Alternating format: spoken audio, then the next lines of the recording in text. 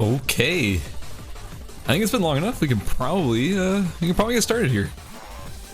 What's up, DT? What's up, Altairs? What's up, the Nuclear Flame? How you doing? Sophia the Angel. Welcome, welcome, welcome everybody who is here.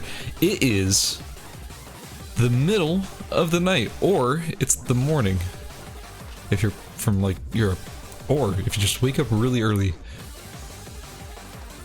I am super excited to get into this patch. From what I've seen, it's huge. Hojo, or Hoju, what's up, man? How you been? It's one hell of a patch. Judging simply by my like scroll cursor thing on the right, probably one of the biggest patches ever released. Like, oh my god. Oh, okay, it's a lot of images. That's probably why it's so big. But like, guys, this thing is huge. Now, some of this stuff I already know because I've seen it on the developer end of things, but for the most part, this is all gonna be fresh to me. I have not been spoiled on the patch.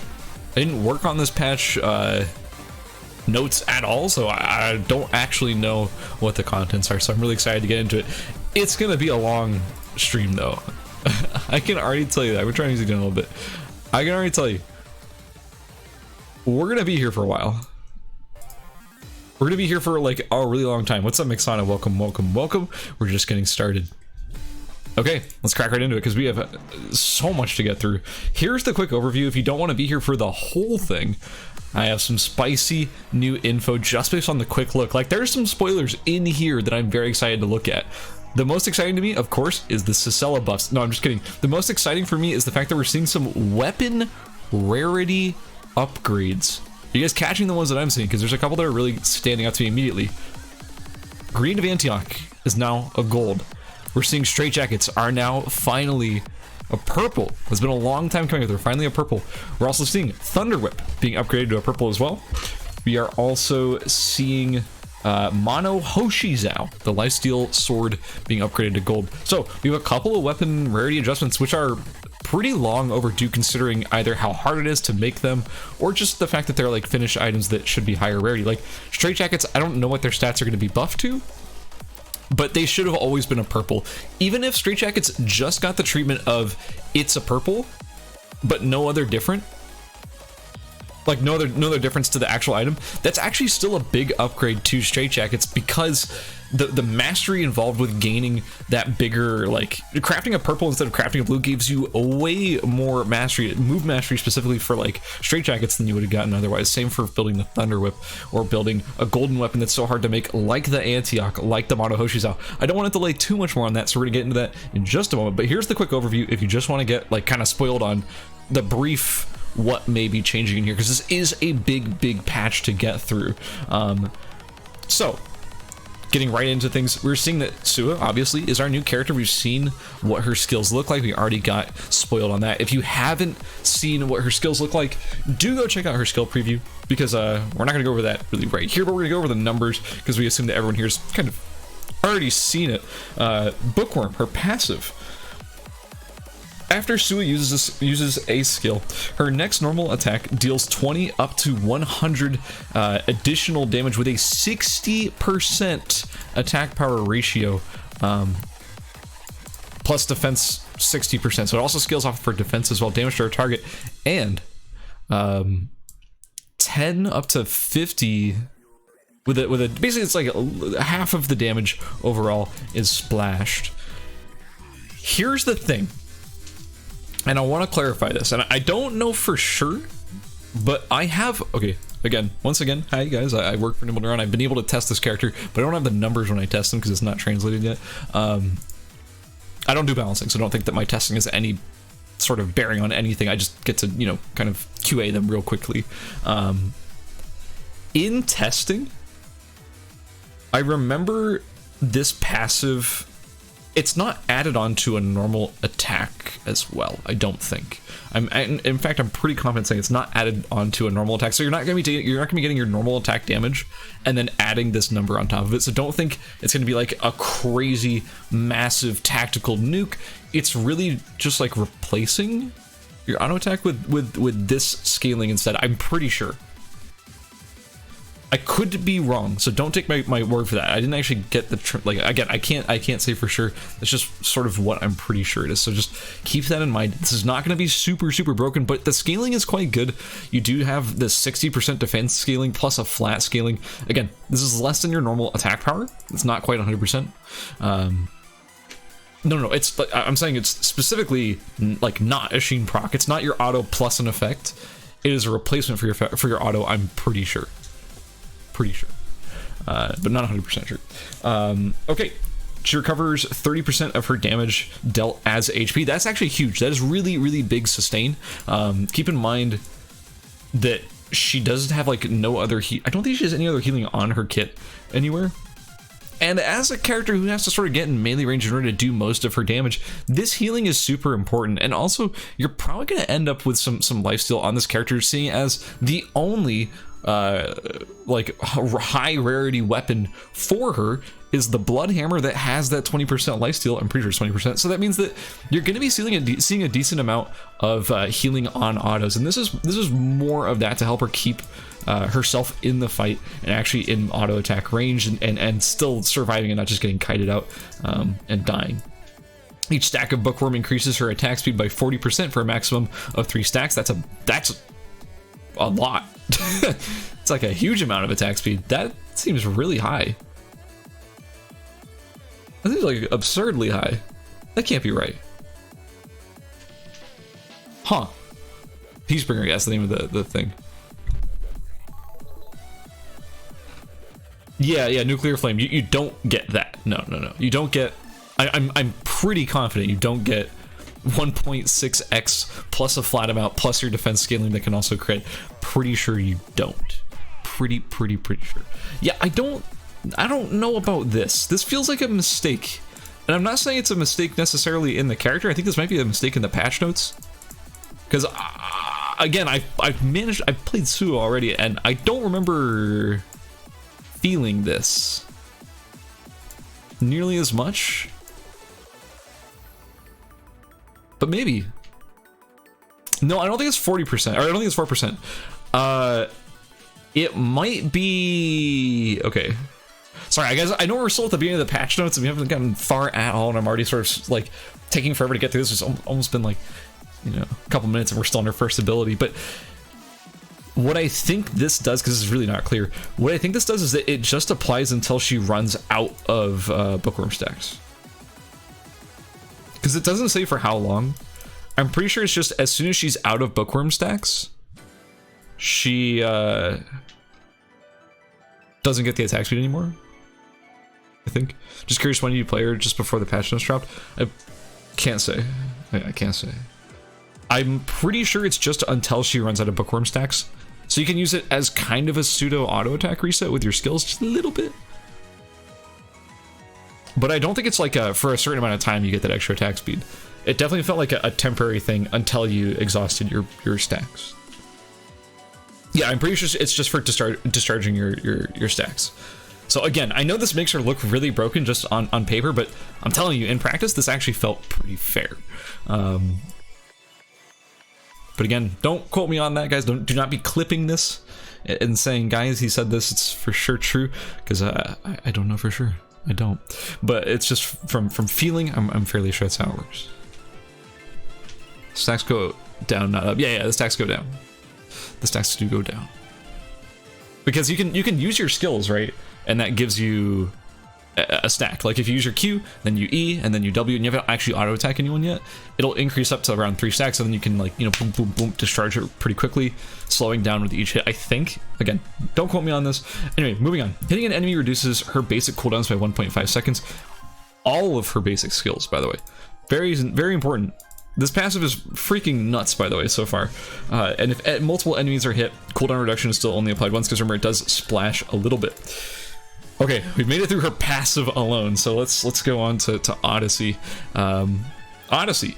SUA manifests 2 books in a targeted direction that collide at the center, dealing 45 up to 165 with a 40% attack power ratio damage to enemies in range, and leaving a bookmark on the enemy for 3.5 seconds. Creating a new bookmark procs the old one, dealing 20 up to 100 with a 60% ratio of damage. Enemies hit at the center are stunned for 0.75 seconds. The cooldown is 14 down to 6, so it's a pretty significant decrease.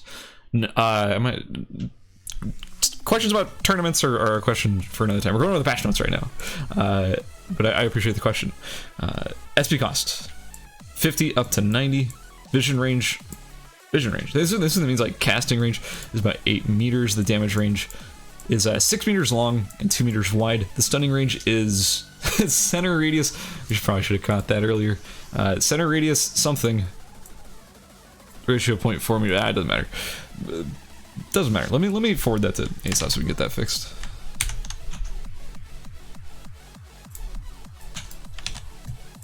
Hold on, guys.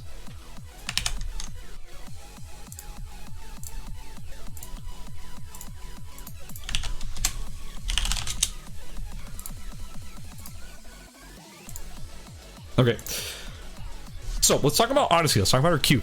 I think her Q is, it's hard to use. In fact, it's quite difficult. The numbers are pretty decent, and if you do manage to land the hit, it does pretty good damage. And if you do manage to land the stun, that's even better, but that's going to be really, really hard to do. Genuinely, if you guys think you're going to be landing your stuns consistently, it's going to be hard without setup. Can you move while casting it? No, but it comes out like it comes out pretty quickly, and you aren't locked into it after you initiate it, if that makes sense. The thing about this skill is that there is a property here in her E. So let's skip ahead a little bit to her E. SUA manifests a lance. This is Don Quixote. SUA manifests a lance and flies forward. This is her movement skill. It deals 90 up to 210 damage with a 40% ratio to enemies hit and slowing them by 50% for 1 second. Enemies stunned by Odyssey instead take 120 to 180 with a 60% ratio of damage and are knocked airborne.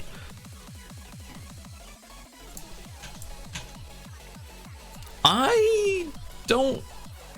Okay, guys. This has been a weird experience going over SUA's numbers, because I want to say that this is not necessarily the case. I don't know if they have to be stunned or just hit by Odyssey. I don't know for sure.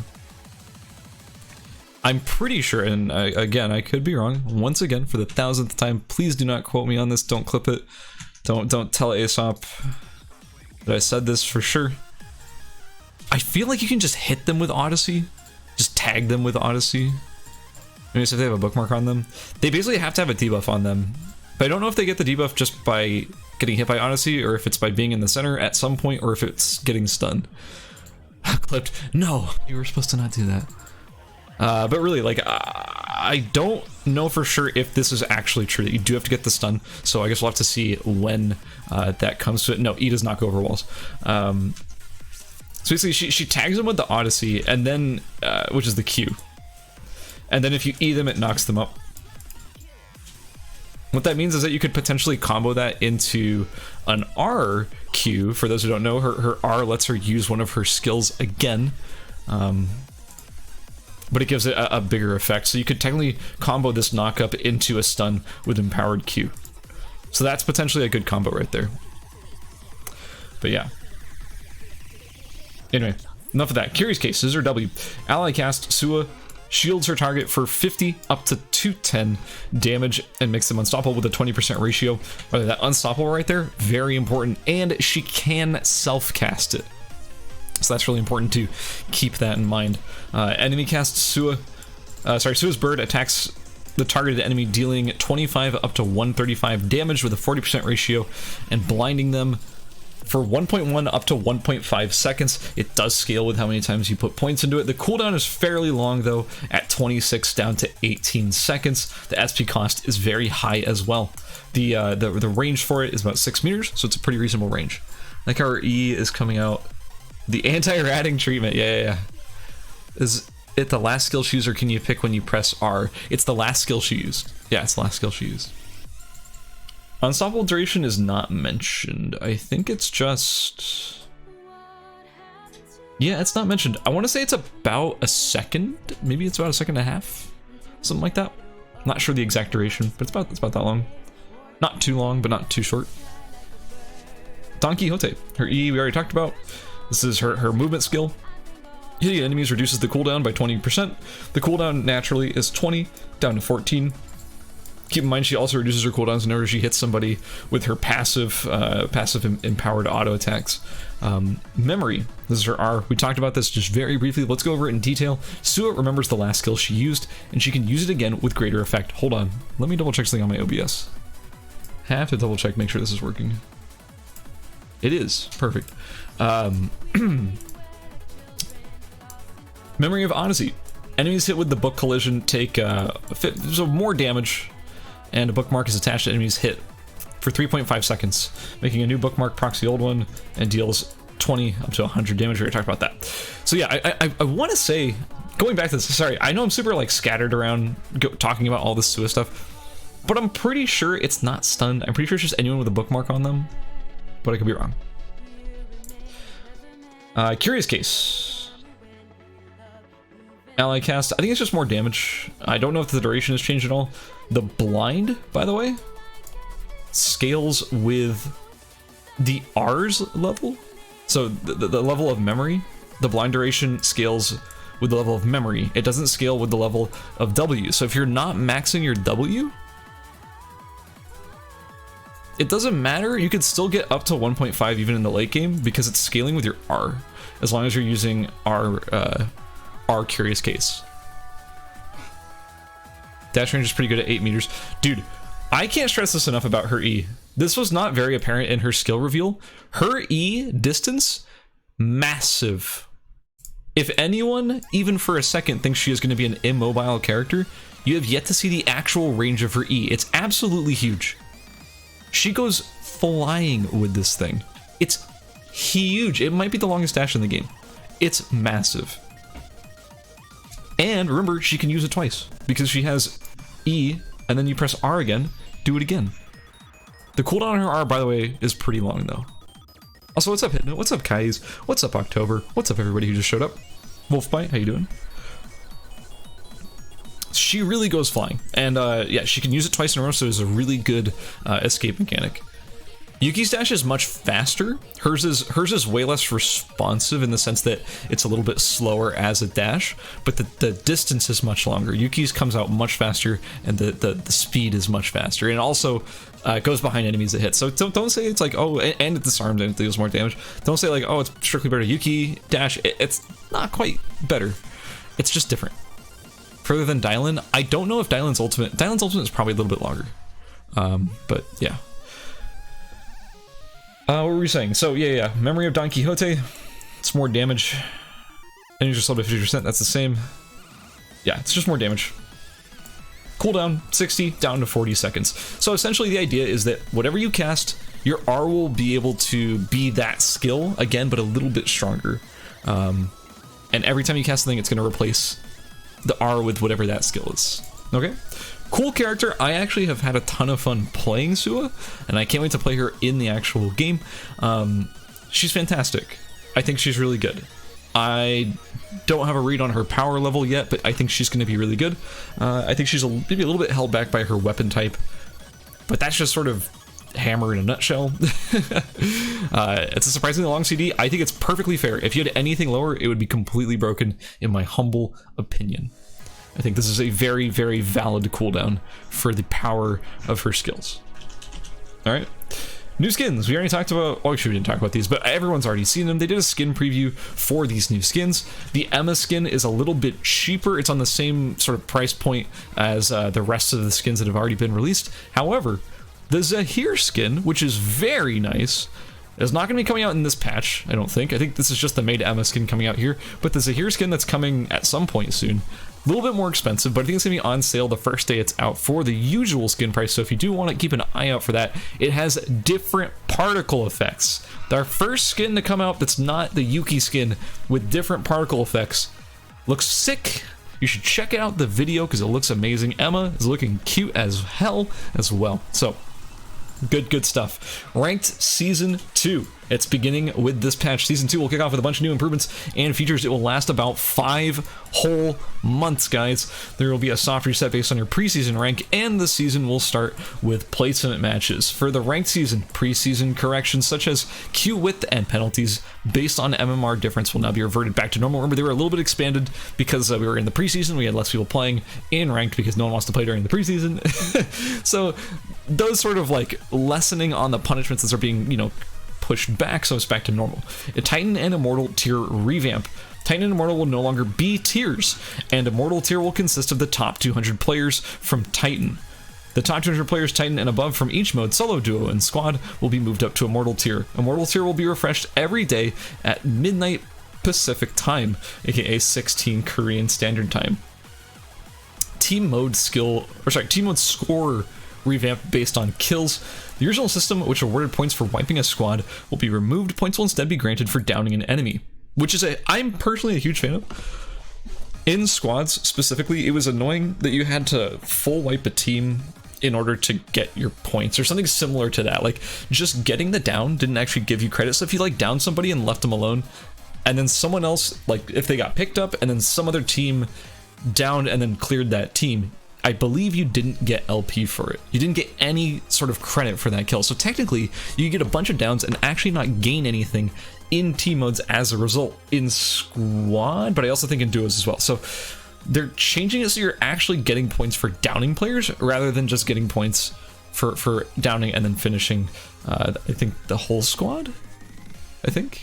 But anyway, kill/death scores are still shared between teams.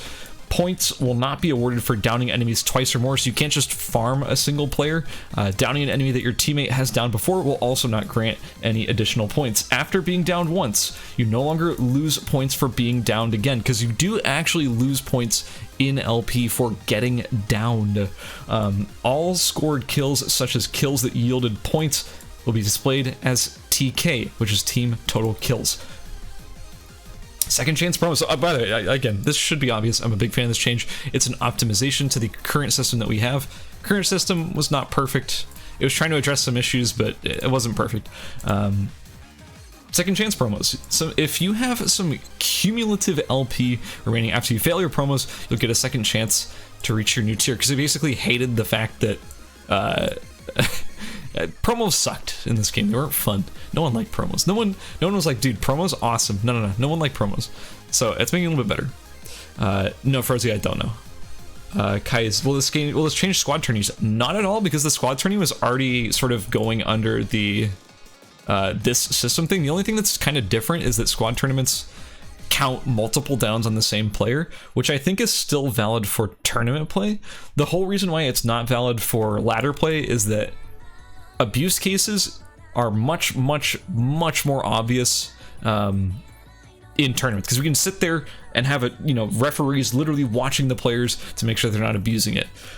In ladder, there's no referees, right? So the referees can't sit there and be like, you're actually just sitting there with your friend, downing them and they're getting picked up, downing them, they're getting picked up, and then you get like 50,000 kills and you go up 1 billion LP.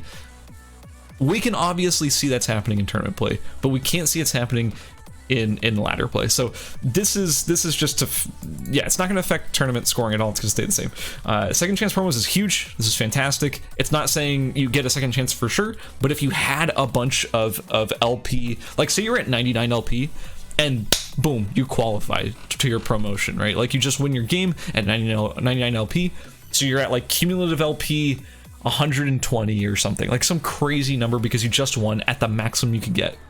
Now, if you lost that promo, all that extra stored up LP that you would have had disappears. And that sucks. Everyone hated that. Like, that was such a terrible feeling to know that you just lost one game and all that extra like spillover, because you were right there at the top of the tier when you qualified, just disappeared. So now, if you do end up losing less than that cumulative LP is, you do get a second chance, and that's what this is right here. So big change, and a good change overall. I don't think anyone is upset with that change in the game. Low elo, low placement calibration. Points lost will be lower when you place near the bottom in lower tiers. This is just a good change overall. Makes it a little bit less punishing for newer players. Helps them climb up a little bit higher too. It's sort of spreading the ranks out a little bit more. In solo, 18th will count as 16th. The lower the tier, the higher the calibration values are. So iron in 18th will count, sorry, iron 18th will count as a 14th, and it skews all the way up until, like I just mentioned there, 18th will count as 16th in gold tier or lower. Okay?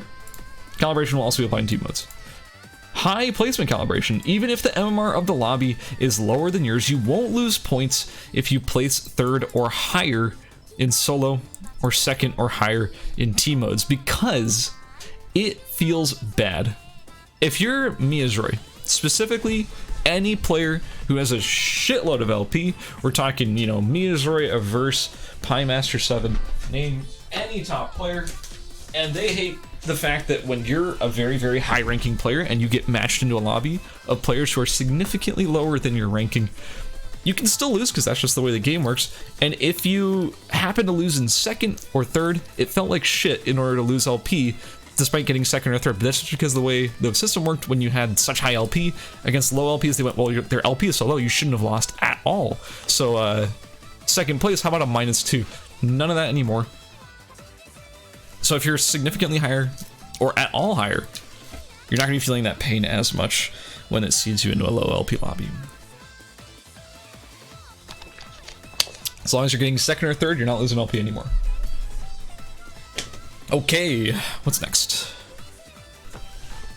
First timer calibration. The first time you use a character, the system will calibrate your placements to a 14th place minimum until you've played 5 matches with that character in solo mode. Even if you place 18th, you'll be calculated as 14th. This is to make it a little bit less punishing to try new characters in ranked. They want to promote people sort of diversifying their play, you know, one tricks, nopers, diverse players, nodders, that sort of thing. Will this actually change anything? No. Will you feel this? Not really. Does it just make things a little bit easier? I guess so. Like a little bit easier to transition into new characters. This is not going to suddenly make somebody Titan who shouldn't be Titan. This is not going to suddenly break the system in any way. It's just going to make it feel a little bit less punishing to try out new characters in ranked. That's it. Demotion due to inactivity. Immortal has a grace period of 10 days. A day is defined as 24 hours since your last match. Every time you play a match, a day is added to the grace period for a maximum of 10 days. Titan also has a grace period of 10 days. A day is defined as 24 matches. Every time you play a match, 3 days are added onto your grace period for a maximum of 10 days. What this means, by the way, if you want some translations, what this means is that if you're in Immortal, you can't just play one game every 10 days to reset. I think even previously, I think inactivity was like 30 days or something. You can't just play one game every 10 days to reset your counter to 10 days, to essentially freeze your LP where you want it to be. They want players in the top ranks actively playing the game so that if they do deserve that rank, they will stay in that rank because they'll be playing the game and still doing well, right? But if they're playing the game and not doing well, they'll drop out of the rank because that's not where they deserve to be. Titan is a little bit less punishing. You don't have to play a game every single day, pretty much. You can play, you know, a little bit less because it adds 3 days instead. Please play the game. It's not really about like getting players to play the game. This is only going to affect a very small subset of players. It's about people sitting on ranks. You don't want someone to just like grind up to a super high rank and then freeze the account right there, never take the risk of playing again. They want people to actually have to like cycle in and out of the rank based on whether or not they deserve to be there. And I'm a huge fan of this change. This doesn't mean you have to play a game every single day for Immortal. It just means that within a 10-day period, you gotta play basically 10 games. And then it'll reset your 10-day period. So it's totally fair in my humble opinion. These changes are applied separately per mode, by the way. System. We have some system changes here. Crafting tree for targeted items. This is great. Just a nice little QOL change. You can actually see the crafting tree in the top right now instead of seeing like a list of shit that doesn't mean anything to you. So this is just good for new players in general.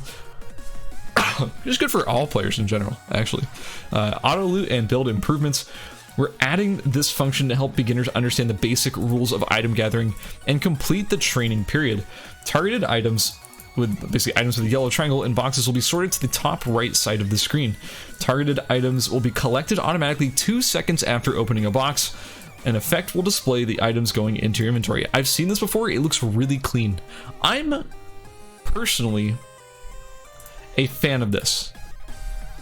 I'm sure there's gonna be people out there who have something to say about this. Are gonna be like, oh, this is dumbing the game down, this is making it stupid, you know, it's, you know, automating the game or something, some weird bullshit. This is good for the game. This is like objectively good for the game. Keep in mind, targeted items will be collected automatically 2 seconds after opening a box. This is not gonna speed you up at all. 2 seconds is pretty long. I don't know if you guys know that. It's a pretty long time. It's just short enough that it actually might help NA though, because it's hard, and EU, because it's hard to loot with higher ping. It slows you down quite a lot. I don't know if we're ever going to really hit this 2 second mark as like a decent player in NA. What this is for new players. I'm seeing a lot of people in chat mentioning that it's for new players. It's exactly right. It's for new players. It's to give people who are just starting the game they don't have to think as hard. They just open the box, the yellow triangles magically come to their inventory, and it feels good. That's what you should be wanting out of the game. You want the game to be more accessible for new players. For Korea, this is not going to change anything for sure, aside for new players, because they're already looting with low ping. They're already able to loot super fast. They're never going to really reach this 2 second mark, so it's completely fair. We're adding this function to help new players. I wonder who it's for. Yeah, exactly. It's for new players. And it's a really good change. It's a really good fix. Think you're good enough to complain about this? You should be good enough to loot a box in under 2 seconds. That's funny. So yeah, fantastic change. I've seen the animation. It's actually really cool. I'm actually kind of sad that I won't be seeing it too much because I think it looks sick. You guys are gonna like it. Broad view of remaining items. If the target area becomes restricted, or becomes a restricted area, or you need to bail on a save plan because you couldn't collect the materials you needed, you can take a quick look at the areas where you still can find the materials that you need. If you hold Alt while your map is open, you'll be able to see all the items that you haven't collected. This effect is also applied to the Hyperloop map. This is also awesome. Please look at this preview image. It is so sick. You're seeing right there, like say your build requires you to still have a hammer, a fan, or actually no, not a fan, a hammer, cloth, gem, and a ribbon. You're like, oh, I don't know what zones to go to. Where can I get all my stuff efficiently? Now you can just open your map, press Alt, and you can see exactly which zones have the items you still need. And you can definitely see like, oh, well, Pond clearly has 3, so I'm going to go there because that's the best choice. Such a good feature. Such a good feature. Thank you, Dimmelmaron. Legitimately, I fucking love these changes. They're so good. And the fact that it's also applied to the Hyperloop map is so good too, because then you're like, you open up the Hyperloop and you're like, I don't know where to go. I can't even think straight right now. But you see right there, there's a lot of icons on Pond. Let's go to Pond. It's so good. Displaying teammates' save plans. The QOL buffs do not stop. We've done it. It's now easier to determine when and where to meet your teammates after taking a glance at their save plans. Hold control while you're on your expanded map to see your team's saved plans. Also applied to the Hyperloop map. There it is. It's so good. It's so good, man. I can't stop slapping my hand. It's so good. These changes are awesome. These changes are so good.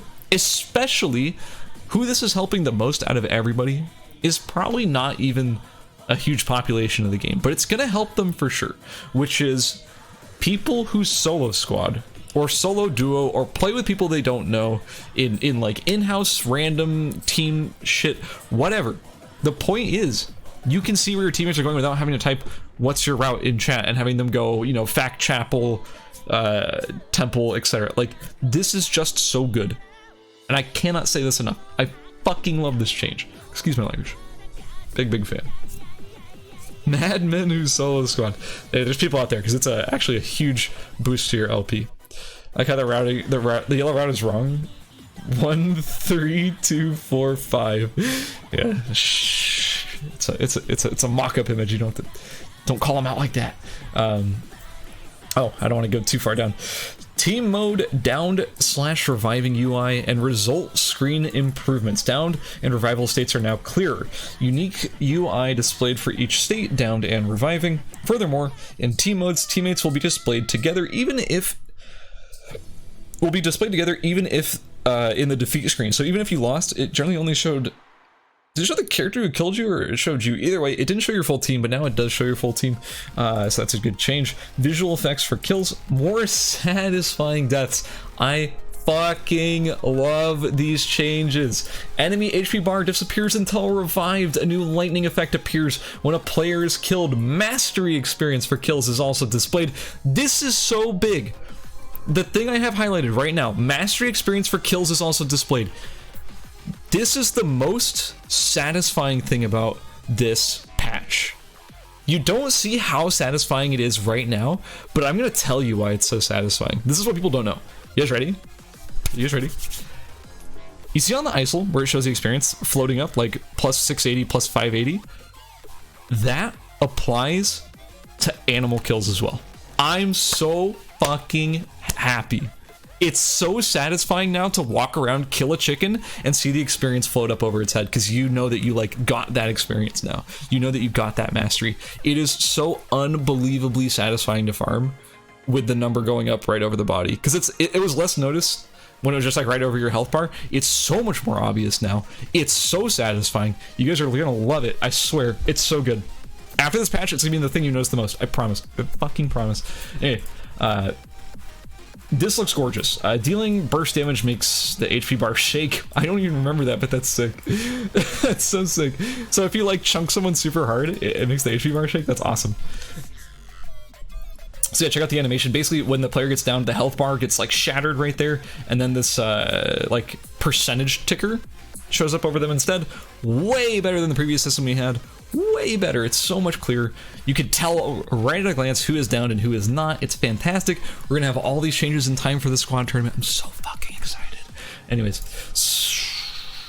new alert for completed weapons and battle ping improvements. You're getting like everything I ever wanted in this patch. We haven't gotten to the character changes yet. We're like not even halfway done with the patch. Not even close to halfway. And it's just like non-stop good changes. Once a complete weapon is crafted, weapons with no higher tier, so this does include like plasma swords, despite being a blue tier weapon, this will still count because it is a finished weapon.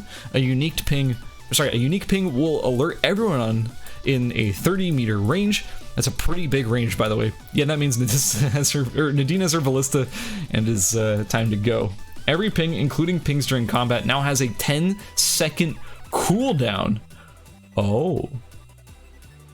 Wait, that's huge. Combat pings are going to be so much harder to read now. Ooh. That's spicy. And I'm a big fan of that. Actually, I'm a huge fan of that. It is so much harder to third party with that, because now a single ping doesn't necessarily mean that it's not a fight. Because it was so much easier. I mean, I'm sure you guys all know this. You all play this game just as much as I do, I'm sure. Anyone else got several thousand hours? Yeah? Just me? Anyway, the point is that, like, when you saw a shitload of pings on the map, right? Like, just popping off, you were like, oh, there's a fight there. You didn't have to think about it. You just know there's a fight there. Because, like, nothing else is making that many pings. Crafting is not making that many pings. Looting is not making that many pings. Making food, not making that many pings. But fighting does. Right? So it is so... Well, you think about, like, pings are moving there? I don't think so. I think it's talking about battle pings. I don't think it's like left click pings. Yo, Pikachu Mathers, what's up? About your mains to sell it? Yo, good main choice.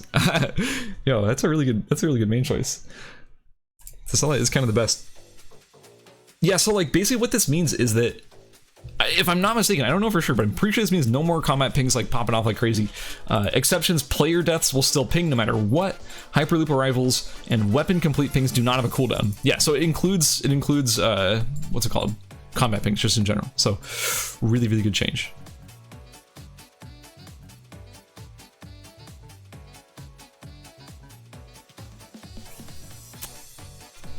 Yeah, so here's an example of that. Here's the like weapon craft finish ping. You're saying like someone nearby has finished their weapon. I'm pretty sure that's what this is. That's a really big change. Love all of this. 100% love all of this. Wild animal. Oh, I love this change too. God, these changes are so good. So basically, oh, don't want to close them. A claw mark appears on the ground when a wolf or bear is about to spawn. The redder the claw, the closer it is to arriving. Also, level 5 bears no longer drop VF blood samples or force cores. The probability that later bears drop a VF blood sample has been increased, and force cores has been increased as well, but not by much. Fragarax in Zone 1, Auto Arms in Zone 1, Elysian Halo Zone 1, get fucked. I will not miss you. Monkey King Bar, see you later. And by later, I mean literally later. I will see you later in the game. Like, and don't come back. Like, I'm so happy with these changes. And this thing, the indicators of like, oh, it's about to show up, couldn't be happier. I couldn't possibly be happier. I love this change, and it's so nice. Do you know why it's so nice, the claw thing? Because when you enter a zone and the camp is clear, do you know when that camp got cleared? No. Should you be expected to know when that camp got cleared? Hell no, because there's 18 people on the map and you're just one of them. This is not League of Legends. You don't get timers on red, you know, because you don't have a team to give you the call for that because they were there or some shit. Like, there's no way you could possibly know any of these timers, so it makes your farming sometimes extremely random and inconsistent. If you go along your farm route and see that it's clear, you don't know if it's 4 minutes from spawning or 20 seconds from spawning, and you could just leave it and it spawns instantly while you miss it. This lets you know better information without telling you everything you need to know instantly. It doesn't give you the timer necessarily, but it gives you a better idea of how cold the body is, or how like close you are to be in the area. So if I see a red claw on a bear spawn and I want to farm that bear, I'm probably going to use those 60 seconds or less to go grab console and set up the area because I know I'm about to get a meal, you know? It's a great buff. It's not just an Nadine, it's to everybody, but it is a Nadine buff for sure too. Overall, love this change. Yo, the ERCL shout out in the patch notes. Yo, that's kind of making me a little bit happy. Custom/spectator mode improvements. You can now check players' inventories during spectator mode. This is huge. I cannot wait to see how many smart bombs players are smuggling. You can also now write your team's name in custom games. Your team name will be displayed to the spectators. This is also pretty cool because it makes my job easy. I don't have to make, I don't have to make as many overlays ahead of time. Assuming players just like, if we can set the names and everything, then I love this. I love this. And just for like smaller tournaments too, the fact that players can put their team names in there is great. Love it. Okay. Saving key shortcuts on server. You can now play with your original save plans in other PCs. Yes! This patch don't miss, man. It just keeps coming.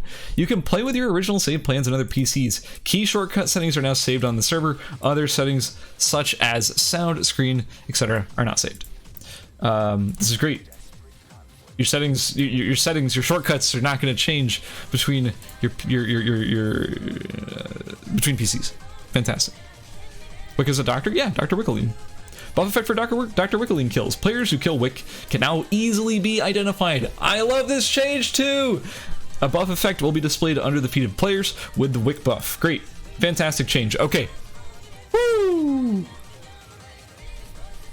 We've made it through the system changes. We made it through all of the gorgeous QOL changes. One of the greatest patches in Eternal Return history. I expected this stuff to get slow trickled in over like the next month and a half. I was not expecting literally all of this in one patch. This is an insane patch so far. Absolutely massive. God, I'm so happy. Such good changes.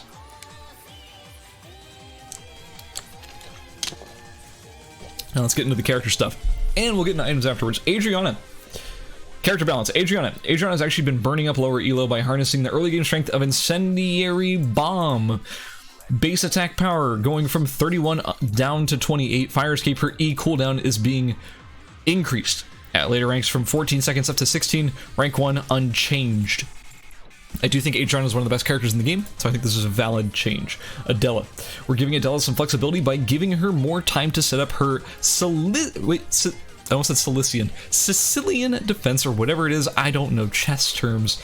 Attack power per level is being increased by 0.3 per level, and promotion, the stack duration is being increased by 1 second. The stack duration, by the way, I believe is referring to stacking up your queen. You don't have to be spamming your Q as much. So ALR in, wait, ALR? It's all in game. Oh, it's gonna be in game after tonight. The patch is about 12-ish hours from now, something like that. And then there's gonna be probably 3 hours or 4 hours of patching, and then the game will be on. Nearly offended Cilicians. I mean Sicilians. Anyways, Aya. People don't put points into double shot early, leaving it as a 1-point wonder until late on most builds. This will take away a bit of that early free damage. Her Q is going to be reduced by 5 damage, a flat 5 damage per all ranks. So basically, at rank 1, a lot of people were leaving Q at rank 1, so Q's going to be going from 40 damage down to 35, but you really won't notice this change too much at max rank. Wait, no, it's not, oh, I lied to you, it's not 5 flat. It's 5 flat at the start, but then it's 15 flat. Wait, oh, it's actually being increased. Oh, so the Q is scaling up a little bit, going from 240 up to 255. It's just the early points that are a little bit lower. So basically, it's a buff to the late game, and you're going to see the exact same number as soon as rank 2 being equal at 90-90. But the later ranks of their Q are going to be doing more damage. So if you have a build that maxes Q out, you're actually going to be seeing a buff here. But everyone else is going to definitely be seeing a nerf, so you don't want to be leaving it on 1 point as much anymore. Yeah, it's lose 5 at rank 1, but a buff of 15 at rank 5. Barbara. Okay, I haven't even seen the Barbara change yet. I was thinking about Tree of Life. I hope they nerf Barbara, because legitimately, all of my tree contest builds cannot fight Barbara. Like, they can fight literally everybody in the game. But most tree builds, when they see a Barbara, have to concede it immediately, because there's literally no way you can win that fight unless there's like a third party, or they don't have food and you do, or lightning strikes their PC, or you break into the game's source code and delete Barbara from the server. That's the only way you could possibly win against a Barbara at tree. Like, it's so unbelievable. Barbara gets too pushy when fighting around objectives like tree or in restricted areas. We're lowering her damage on sentry gun and free electron laser and giving some love to RQ to encourage a bit more dynamic playstyle. HP per level is being increased by 3. BT sentry gun Mark II HP is going to be getting its scaling decreased, based on Barbara's max HP, getting decreased from 33 down to 28 at rank 5, and it's going from 21 down to 12 at rank 1. So that's a difference of, what is that? It's losing 5% at rank 5, but it's losing roughly 9 at rank 1. Pretty significant drop. What else? Free electron laser, her W. The damage is being increased at rank 1, but decreased at rank 5. So it's going from 20 to 30 at rank 1, but it's going down from 180 down to 150 at rank 5. That's a significant decrease to her later ranks of free electron laser. Also, the sentry gun damage is going to be getting decreased by 10% on the ratio with no other changes. Also, overclock, when using it on her Q, the cooldown reduction, she's going to get a 20% cooldown reduction on her overclock. So basically, encouraging the Barbaras to use her overclock to actually reposition, more than just going, I'm just going to spam lasers, or I'm just going to late game press E and kill you. It was kind of too good before. And just nerfing free electron laser overall, this is a change I fully support. I think her W is way too powerful, so I'm okay with this. Kathy, Doctor always has to be precise. We're adjusting amputation's W, or amputation, which is her W, the damage again to reward skillful play and good spacing. So once again, moving the damage more to her outer sort of tip of her W. Previously, it didn't really matter, right? It didn't really matter. Like you would just sort of throw the W out, it hit someone. The skill wasn't really there. Yeah, Mia's right in here, even saying it's a good change. The ratio is being decreased by 10% if you're just hitting the W, but if you're hitting the W like early or like closer to you, but if you're hitting on the outer ridge, you're going to be seeing a 5% increase in damage overall. on the ratio. So that's pretty good. Oh no, I'm late. You're not late. We're not even halfway through this yet. This patch is massive, but do read back on all the QOL changes. Oh my god, this is the best patch I think the game has ever had. This is so good so far. Emma is a force once she gets her change rolling. We're lowering some of her damage, but making her hats a little easier to land. Base damage being decreased by 3. Hat trick, her W. The damage is going to be going down at rank 1 from 100 down to 60, a significant decrease in damage, but at rank 5 it remains the same, so motivating you to just level up your W and not just leave it at rank 1. Change her R is getting scaling cooldown again, but it's not quite what... I don't think this is quite what Emma players wanted. Maybe. Here's the thing.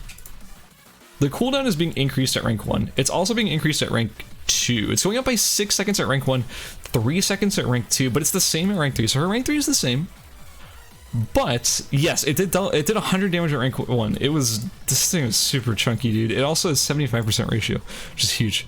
But here's the deal.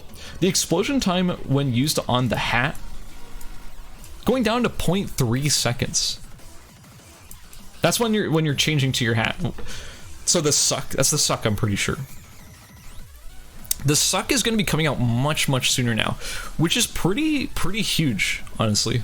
It means it's going to be really hard to avoid it in general, but at the same time, I'll be honest with you guys, the best Emmas right now are not doing a lot of hat changing.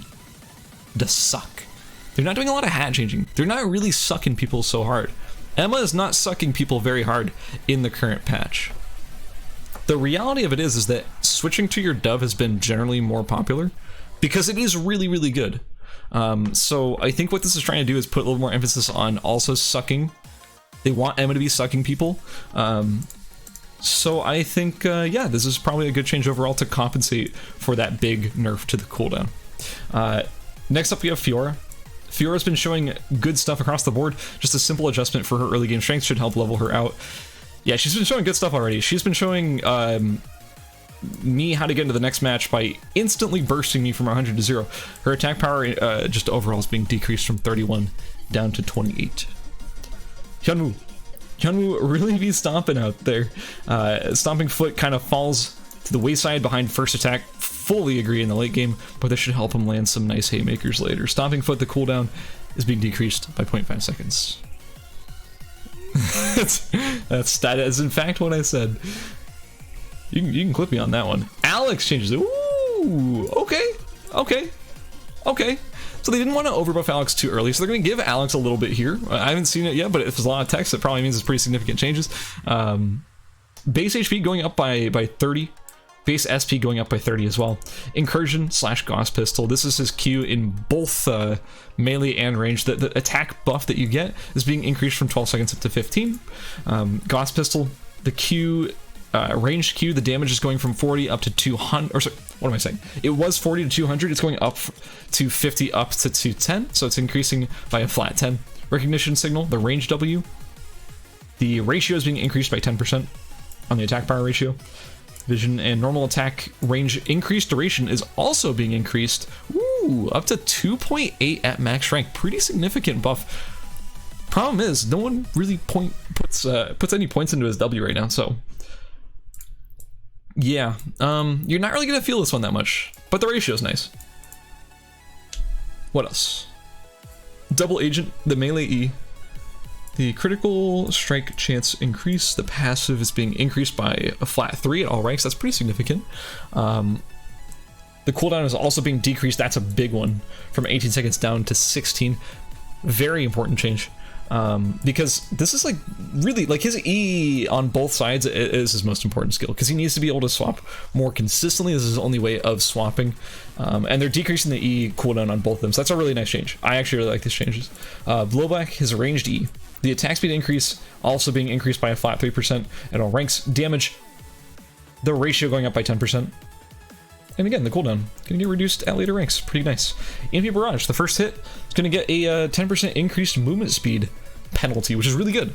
So it's gonna be slowing people for a little bit more, going from 40% up to 50%.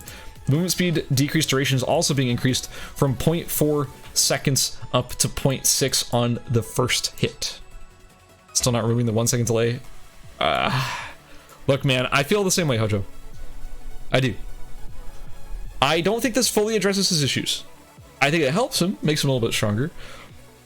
But the real, true core issue of this character is how easy, or, well, in most cases, impossible it is to swap. It's a little clunky, it doesn't feel good. No one really likes it. Alteris, bonk, you can't be doing that. So anyways, that's sort of the takeaway from Alex, is that this is good, gonna make him stronger, but he still needs a little bit more. Just make his E, like, get rid of the 1 second thing, or just let him swap weapons whenever or something. I don't know, man. None of his current systems are feeling amazing because of the E-swapping. ISIL changes. With the introduction of EMP drones, we're compensating ISIL by buffing Mock Mine's early power. Oh, they're adding EMP drones this patch? Or is that just for future? Don't tell me. Anyway, Mock Mine, the slow when hit is being increased by 10% at rank 1 and 5% at rank 2. Rank 3, it's the same. So yeah. Jackie. How's Jackie doing? Jackie had a mechanical problem where the duration of her ult would be extended with each point in the skill. By the way, Nyagamoon, the thing is that ranked is not currently available, and I'm sure anyone could dominate with literally every character in normal. Any competent player could dominate with actually every character in normal, because that's just how normals are at the moment. In ranked play, I can assure you Alex will not be performing. Doesn't matter who's playing it. It doesn't matter what they know. Alex in his current state will not perform at high levels of ranked. It just will not happen. Jackie had a mechanical problem where the duration of her ult would be extended with each point in the skill, but no way of deactivating it or giving her the agency to make her own choices now with it. That has been a long requested feature of Jackie.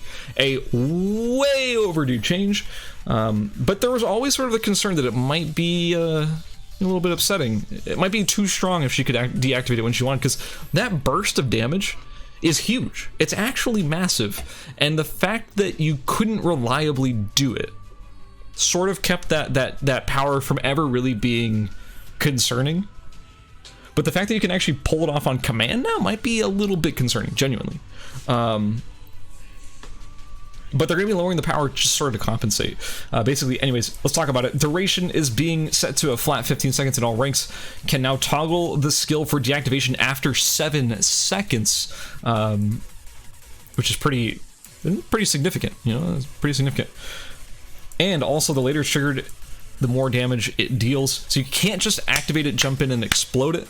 Doesn't work quite that way. You do have to wait at least 7 seconds, and the damage will not scale, or will not be as strong at the start of the deactivation. You do have to wait, you know, for later. Also, the damage is going to be going from 30... Or sorry, what am I saying? 300, 500, 700 with a 100% ratio. The same mostly at the full charge. Almost the same. You're seeing a little bit of a damage decrease on the second and third, but the rank 1 is still exactly the same at full charge. However, the earlier you deactivate it, it goes down to about half of the base damage, a little bit more than half, but roughly half of the base damage, with a 70% ratio instead of 100%. Again, this change is a buff overall. I assure you this is a buff overall. You're going to be seeing Jackie's, especially Amp Jackie's, using her ultimate far more effectively. It's going to be really, really strong. I think Amp Dual Swords Jackie in team modes is going to be borderline broken as a result of this, so you're gonna have to keep an eye on that. I think it's gonna be a pretty upsetting how good it is. Like really, this is concerning. So we'll see. Maybe I'm just a little bit paranoid, but I think this is gonna be kind of broken in team. Lennox has got the AoE prowess. We plan to adjust her team mode power level while also preserving her 1v1 combat power. Recoil. The Q damage reduction when hitting 2 or more enemies is being increased from 30% to 45%. Ooh. So this is again to hurt team modes, right? Hurt Lennox in team modes where she's already, you know, really good. Magnus. This is a really interesting change. I've read up on this a little bit beforehand, so I'm a little bit spoiled on this change. 17 versus 1 is a little bit more powerful and rewarding for hitting enemies. He's a bit slower, but he can't be stopped. Nobody really can stop that. body's reduced speed. So here's the deal. The cooldown on his W is being increased by 8 seconds, but don't get too upset yet because there are some good things to come.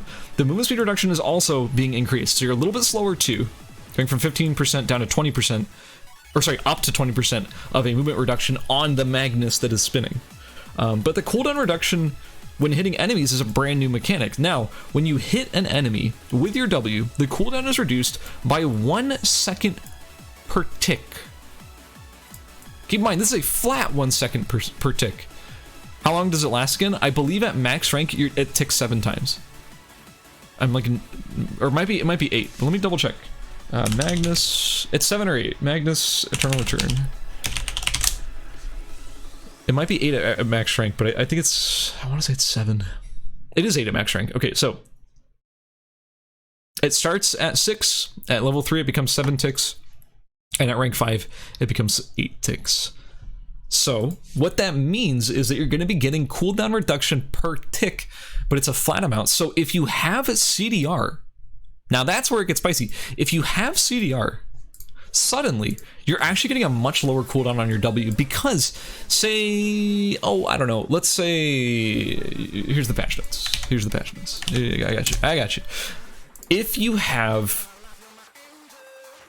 let's see, Tachyon Brace, because that's pretty standard. Tachyon plus Burgeonet. Pretty standard items for Magnus. It's a 20% CDR. And you're at, what, 18 seconds? Quick math, what is 20% of 18? 3.6.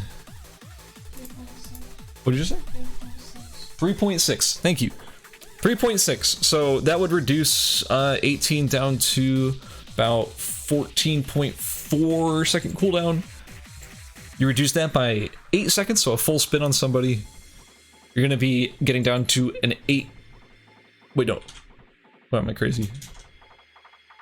6.4? I don't know, a 6.4 second cooldown. Yeah, we got some quick math right now. 6.4 second cooldown. Going down from what was previously 8 seconds. Because it was 20 with 20%. Or sorry, 10 seconds with the 20% reduction. So you're saving like a little over a second. The point I'm trying to make is that if you're hitting somebody with the full W, or at least most of a W, you're actually going to be benefiting a little bit cooldown wise, which is actually kind of a nice change. Imagine being able to spam W in teams because you're spinning on 3 dudes at once. Oh shit. I didn't even think of that. There's... Does that work?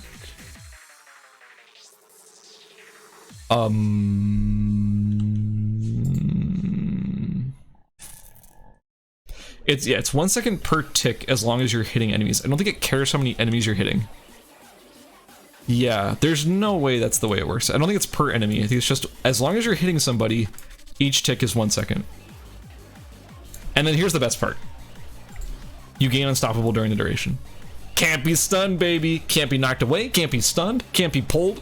Can't be silenced. Can't be dazed. Can't be confused. Can't be charmed. What? Oh, wait a second. Even better. Can't be danced. DT right there is on the same line of thought that I'm on. Can't be danced. Let's go. Hold on. Hold the fuck on, guys. It's not... Oh. If this is true, and I'm serious, if this is true, that you cannot be danced during Magnus W now, not only is Heart Magnus even better, which was already good before, but not only is it even better, in theory, you can already cancel spin with bike. Like I can cancel out of my spin with my bike. You don't have to wait for the full W to expire before you press bike. You don't have to I don't think you have to cancel it manually either to press bike. I think you could just press bike. Didn't you and Pi do this shit when you won that tourney before you got hired? I sure did. I've been running Heart Magnus since Alpha 5, since Heart came out. I've been running that composition forever.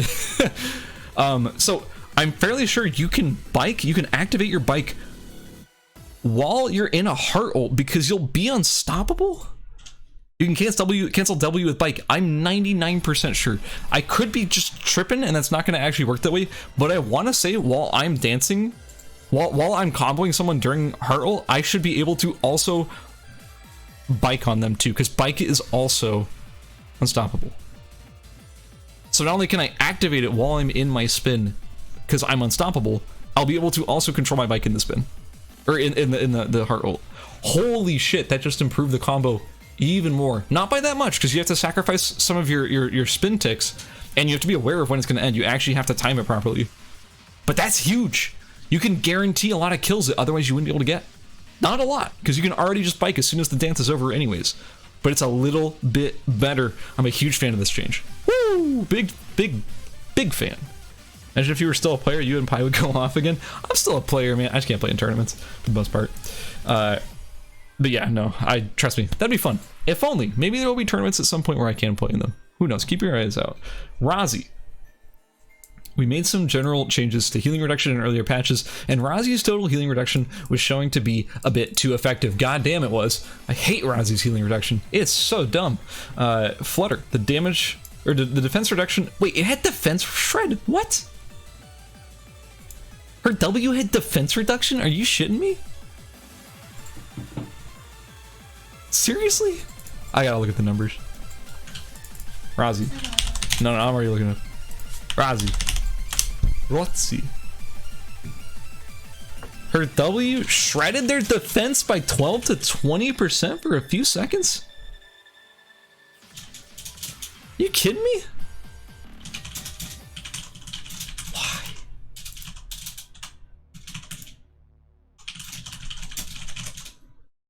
As much as it hurts me, I'm glad you got rid of one of the major pain points people had against Rarity. Yeah, it was stupid. It was so dumb.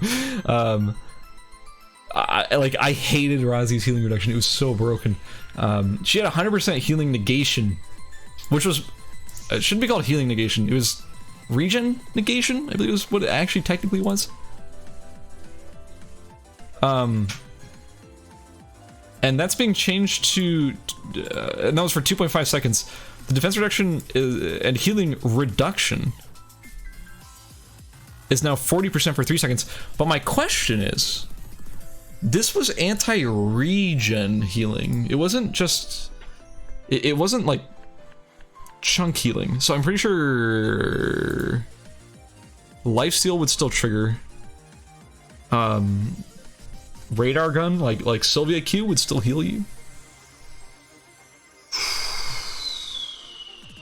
It used to be broken versus Sisela. This is a Sisela buff, actually. Because the Razi matchup was absolutely fucking miserable, I tell you that much. It mainly, what this mainly did against most characters was stopped your food healing entirely, which was bullshit, by the way. It was really, really obnoxious. I'm sure everyone hated this against Razi. You can go back and probably check VODs if you ever record your gameplay fighting against a Razi. You probably don't realize how much you're not healing because of this. It's so huge. So this is a good change. But I want to look at the exact wording. Stopping their HP regen and recovery from food is this the way it's specifically worded on the wiki. So my question I have now is that with this wording, it's saying healing negation being changed to healing reduction for 40% for 3 seconds. Is this being changed to strict healing reduction, similar to itemization healing reduction, or is it being changed to healing regeneration reduction 40%? Because if it's being changed to just straight healing reduction, then this is also going to start affecting Lifesteal, Razi, or not Razi, Sylvia, Q, things like that, which would be kind of not quite a buff, but would be sort of a sidestep in power, affecting more things now. Because it would affect more things if it's actually healing reduction brought across the spectrum and not just anti-regeneration. I would assume because range is at 20%. Maybe. That's what I'm saying. It depends on the wording. This wording is just not clear. So we're gonna have to find out. I can't say right now. It didn't affect Lifesteal before? I don't believe so, no. In fact, I'm like 90% sure it didn't, because specifically the wording on the wiki is stopping their HP regen and recovery from food. So ticking effects, but not lifesteal. Those are like chunk effects, you know?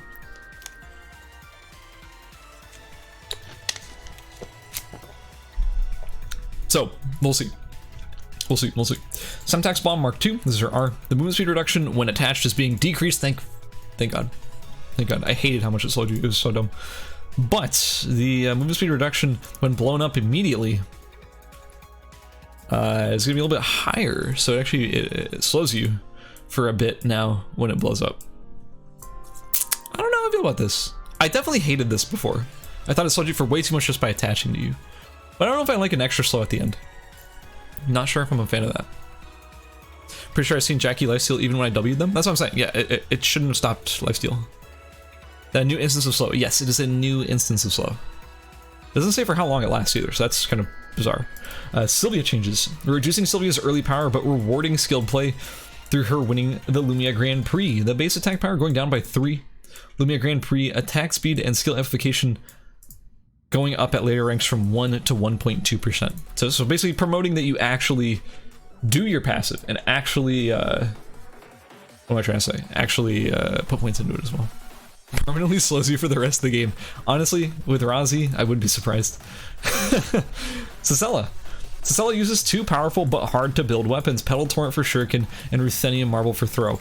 This makes her early game significantly weak and makes it hard for us to adjust for her. Despite her, wait, what? It makes it hard for us to adjust her despite her low average placements. Guys, she does actually have low average placements, believe it or not. Because her early games are so inconsistent, because her items are just insanely hard to finish. You could fix this, potentially, by making these items easier to finish, but lowering their power level overall to make the character more fair. But let's see what they do instead.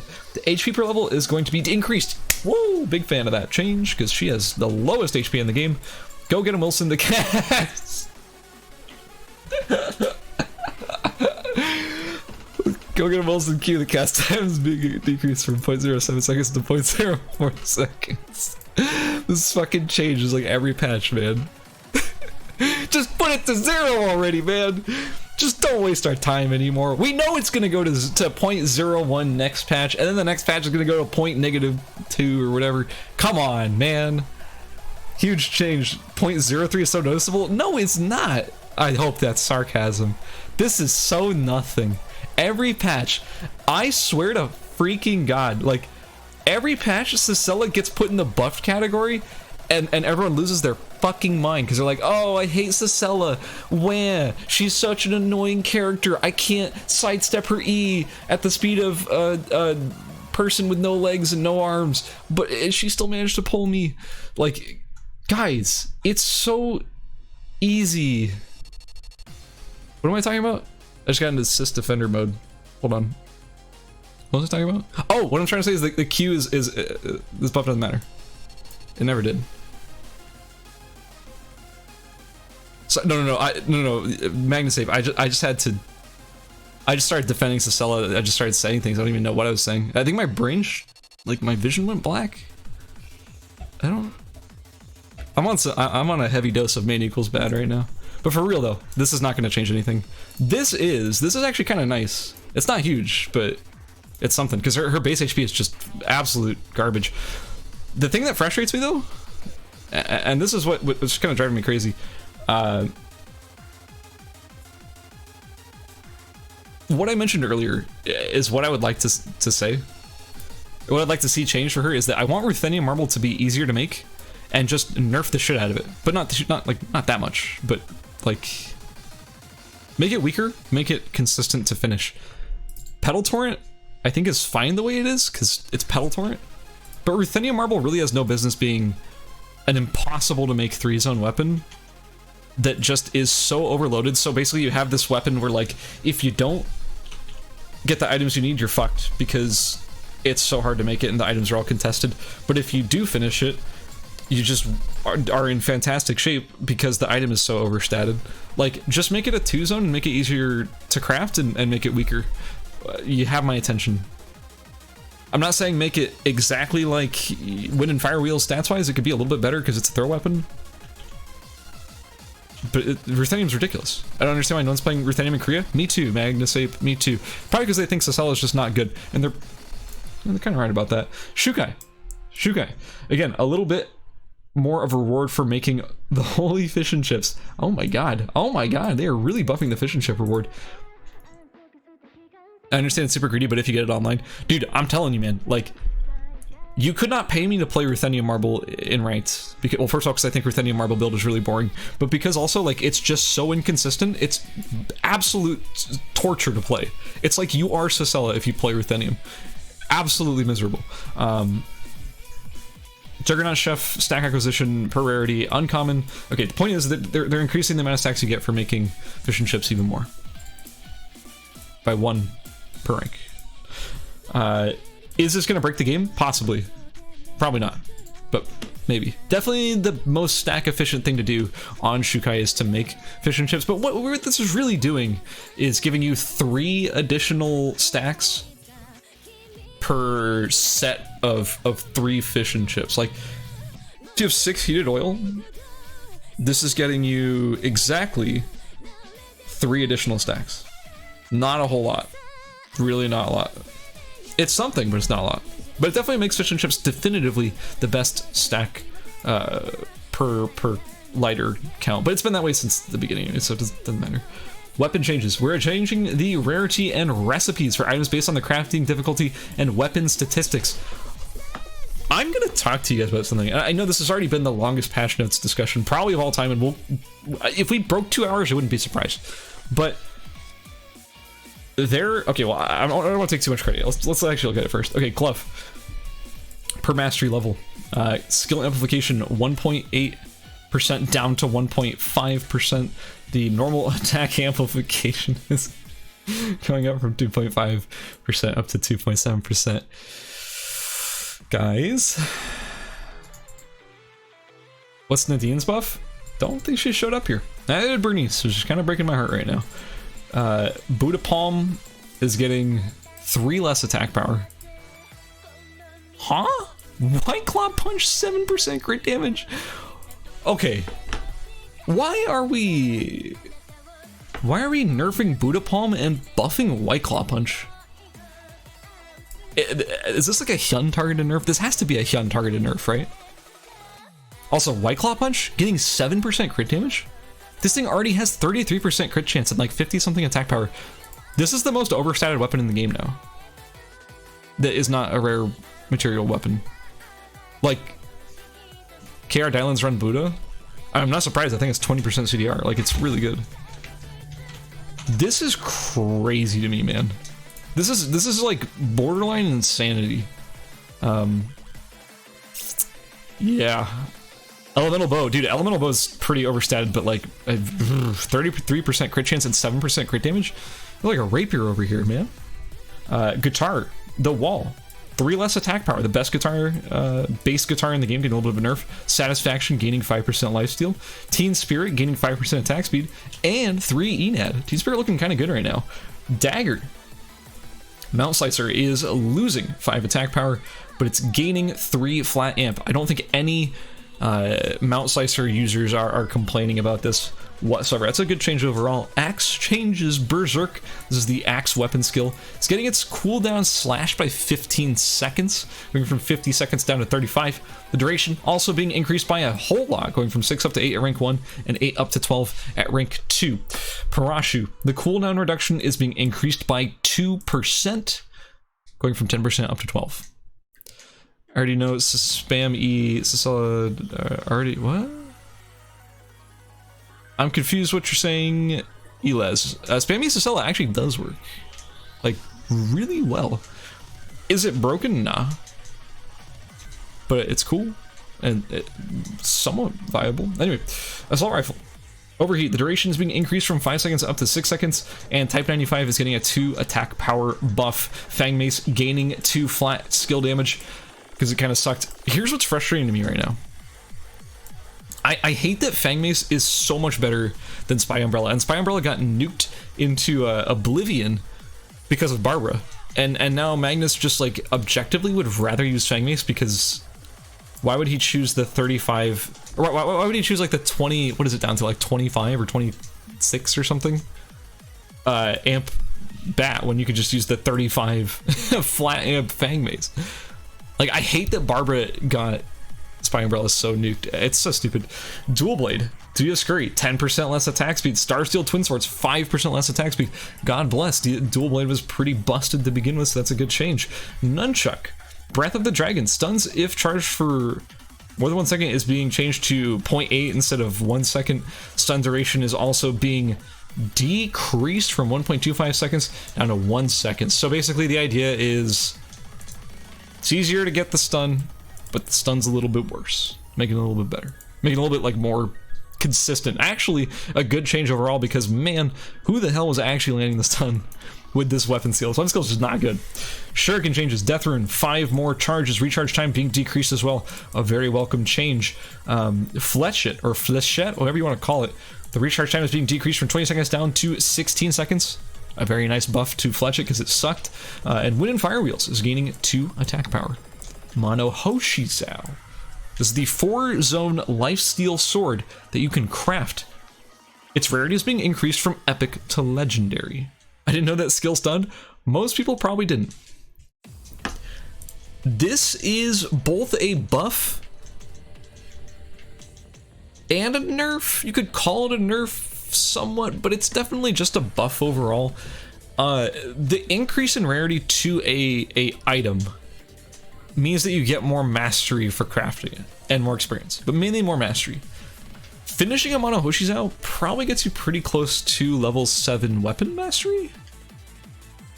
It's a pretty big deal, but what the only downside to that is that it takes longer to finish that last craft. A little bit longer.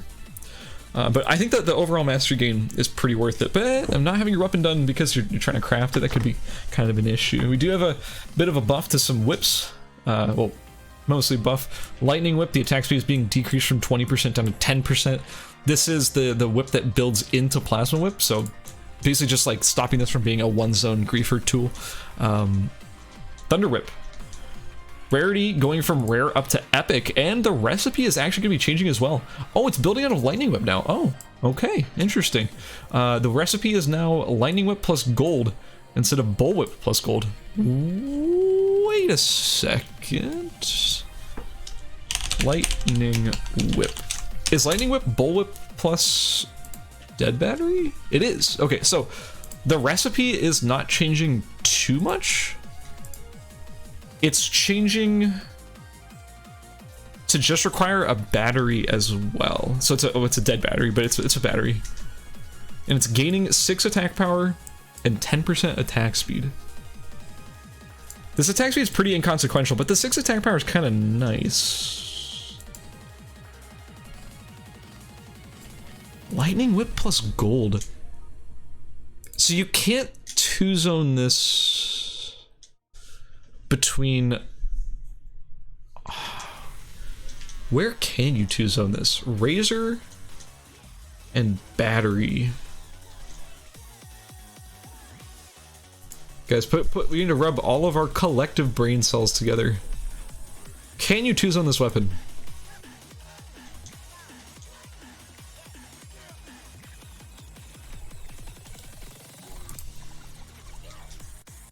Wouldn't it building from Lightning Whip mean that it gets, or that Thunder gets Lightning's percent amp? What?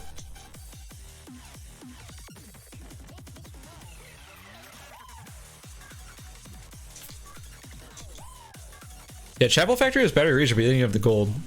It used to be that you could make Lightning Whip, I mean, you could make that in a variety of ways, but no, I don't think it's 2-zonable at all. Pretty sure. Because Razor is not shared by... Razor is not in any zones with gold, neither is Battery, and Razor is also not in any zones with Battery, and Battery is not in any zones with gold. So, yes. It's strictly a 3-zone. Okay, cool. Throw changes. Incendiary Bomb, losing 3 attack power and 2% CDR. This weapon was overstated in my humble opinion, so I'm okay with this change. Grenade of Antioch is being increased from an epic weapon to a legendary weapon, and also gonna be gaining 3 attack power. This weapon is pretty underused in general, so I'm personally fine with this change. Bow changes. Argoreotoxis. It's a new legendary bow. What the hell? What the hell? They're adding a new bow. I actually knew about this. Rarity is legendary. The recipe is a longbow plus force core. Oh, it's a force core bow. No way, man. This means that bow is actually the first weapon type, I'm pretty sure, that has both a force core weapon and a VF blood sample weapon. First time. So that's kind of cool. Yeah, still no two-handed force core weapons. Yeah, neither is there one for like most weapons. No rare throw weapons at all. No rare short. No rare shuriken has them. No rare nunchucks. No rare.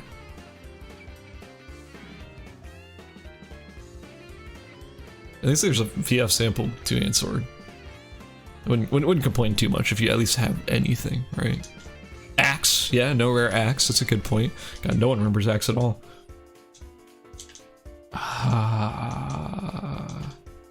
Some weapons really get shafted.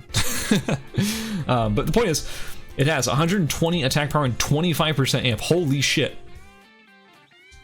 Whoa. This thing is huge. This thing is fucking massive. Excuse my language. Like, oh my god, that is huge. that's like absurdly broken, right? Like, does Hedgen need this?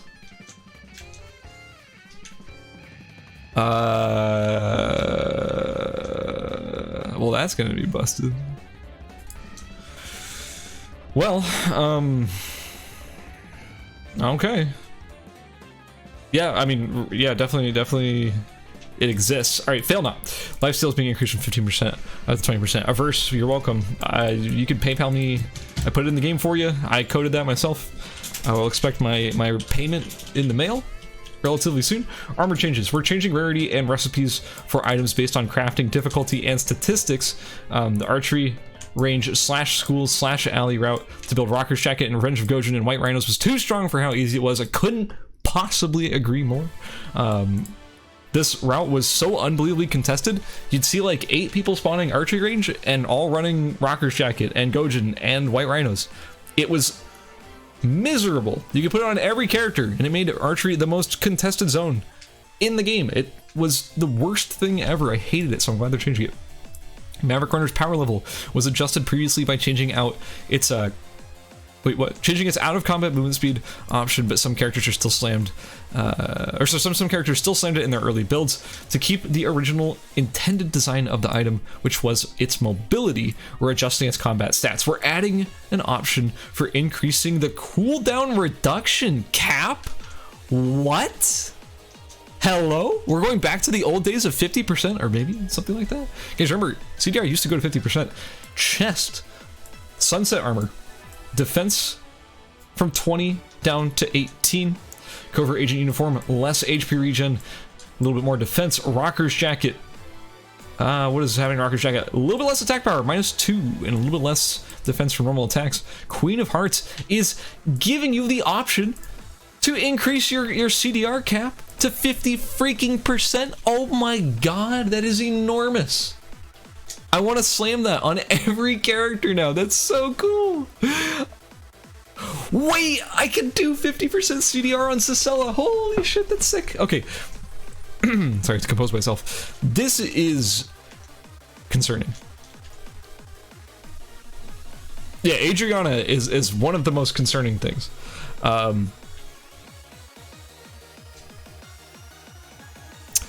This is actually super concerning. I do love the concept. Yeah, Demon. On coolness principle, I love it. Like this gets the like build theory crafter in me just so excited. Like this is the kind of shit I love to see. I love the idea of Queen of Hearts having such a unique effect.